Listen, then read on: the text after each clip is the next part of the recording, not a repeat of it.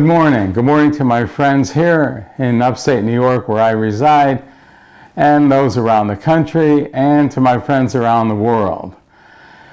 This past week, we're all aware that of the news of Stormy Daniels. Again, I repeat, I have never heard of Stormy Daniels before, and I've definitely never seen her.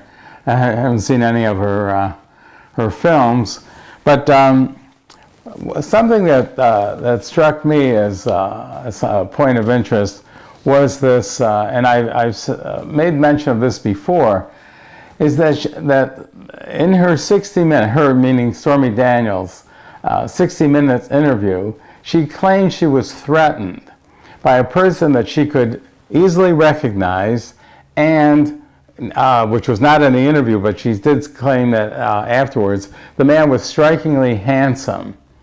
Now, these 2 points stand out in my mind more than anything of the interview, because if she could recognize this guy, this perp, this guy who threatened her, that means that he's identifiable and other people would recognize him and other people would know him. Now, it takes a lot of practice to deliver a threat, a convincing threat. If I tried to threaten somebody, people would just laugh and walk away, drive away. But so, in my view, that the perp has to be a connected guy who's had a lot of practice in delivering threats. Because you need a certain inflection of the voice, perhaps an expression of the face, of the eye, and maybe a certain motion of the hand, if you know what I mean.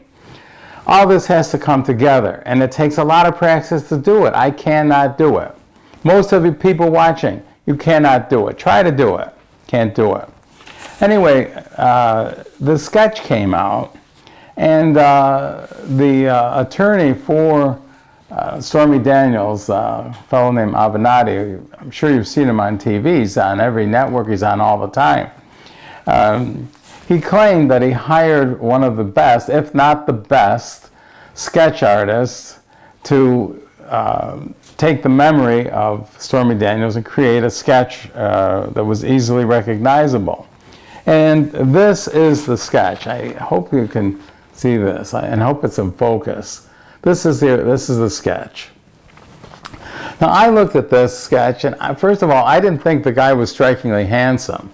And so what I did through the magic of television is I elongated the face somewhat.